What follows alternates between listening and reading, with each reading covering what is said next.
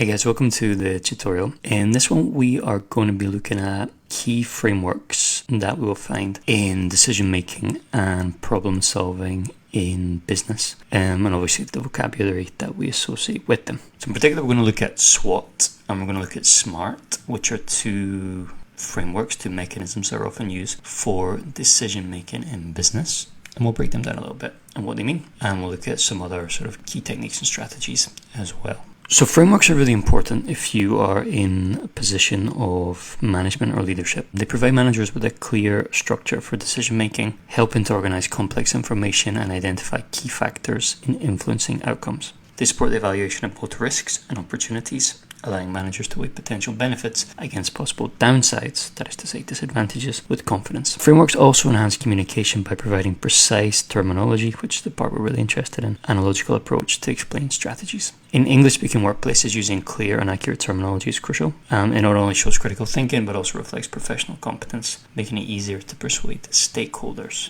and collaborate effectively across teams. So again, we're back to this concept of if you have the precise vocabulary, you're going to give a better professional impression of yourself. So like I said, we're going to look at SWOT and SMART. We're going to look at cost-benefit analysis, which you guys have probably heard of. So SWOT analysis is used to assess internal strengths and weaknesses alongside external opportunities and threats, providing a clear snapshot of the current situation. SMART goals are designed to set clear, measurable, achievable, relevant, and time-bound objectives to help managers plan effectively. Cost-benefit analysis helps managers evaluate financial decisions by comparing potential costs against expected benefits to support informed choices. In other words, is it worth it? So SWOT, first of all. So SWOT is an acronym and it's used to mean strength, weaknesses, opportunities, and threats. That's what SWOT comes from. SWOT. Strengths, weaknesses, opportunities, and threats. An example of strength would be internal factors such as strong brand recognition or skilled workforce that give a company an advantage over competitors. A weakness could be limitations like a limited online presence or outdated technology that could hinder business growth or efficiency. Opportunities are external possibilities like expanding global markets, while threats include new competitors or regulatory changes. These are our SWOTs: strength, weaknesses, opportunities, and threats. Strength and weaknesses are internal, opportunities and threats are external. SMART, again, is an acronym, SMART, and that stands for specific, measurable, achievable, relevant, time-bound. So that is to say, any project or any vision that you have should be measurable by these criteria. So an example of a SMART goal would be increase online sales by 15% within 6 months. So it's specific, yep. Measurable, yep. Achievable. Oh, we don't have the whole context, but let's suppose yes. And within 6 months, it's time bound. So this is the kind of thing. So it's not like make more money, or it's not like increase sales. It's increase sales by a certain percentage within a certain time frame. This is SMART.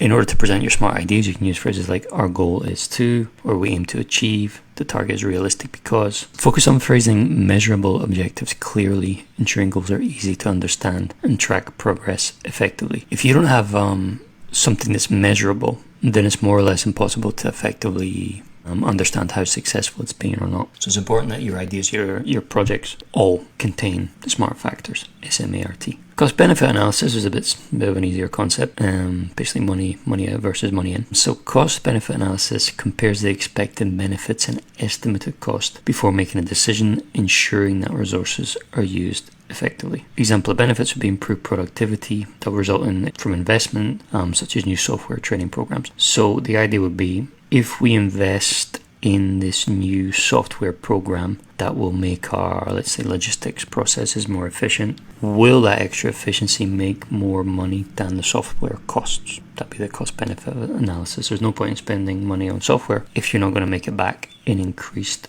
efficiency.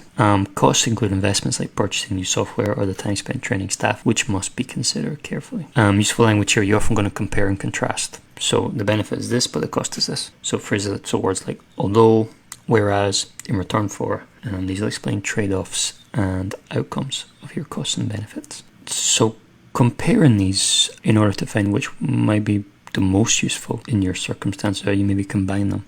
SWOT analyzes the current situation, whereas SMART is for the future. That's the main difference between the two. SWOT is what's going on right now. SMART is your prognosis for the future. Both SWOT and cost-benefit analysis help with planning, but SWOT highlights internal and external factors, whereas cost-benefit weighs the financial pros and cons. So there's different emphasis, different focus on these. SMART goals guide what an organization wants to achieve, whereas cost-benefit analysis evaluates if the proposed actions are worth the investment and risk involved. So your plans may align with SMART, but they might just not be worth the cost. So you got to take all these things into consideration together usually in order to decide if it's worth moving forward with a particular project or initiative.